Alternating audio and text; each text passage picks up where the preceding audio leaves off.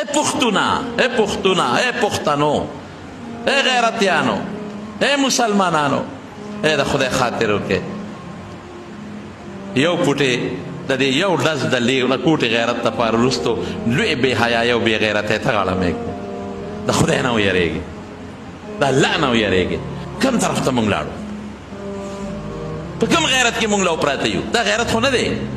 ځمکه م ورکومه ورکوئ که نه ورکوئ سواره م ورکوم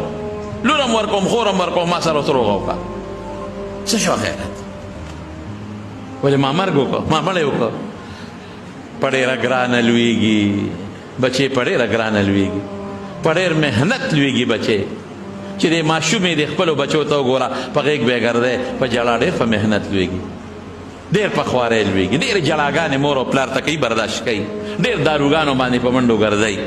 ډېرې کېغړۍ او چپلې او پاپل وپل والا ورته وایي او الله ورته وایي او چې لوی شي او زلمی شي او په ډېر مینت وله وادو کې کوېدن وله وکړي بل ظالم پرې راشي ډز مړی کړي مور پلار ته یې په کټ کې ور وغورځوي های های های های ولې مسلمانه زه مسلمان یم زه د پیغمبر مبارک امتی که ملا ورته خبره کوي زه د ملا نه ښه پوهېږم که بل ورته نصیحت کوي ستا نه ښه مسلمان یم دا مسلماني ده دا جذبه زما رونو دا پرشتو کې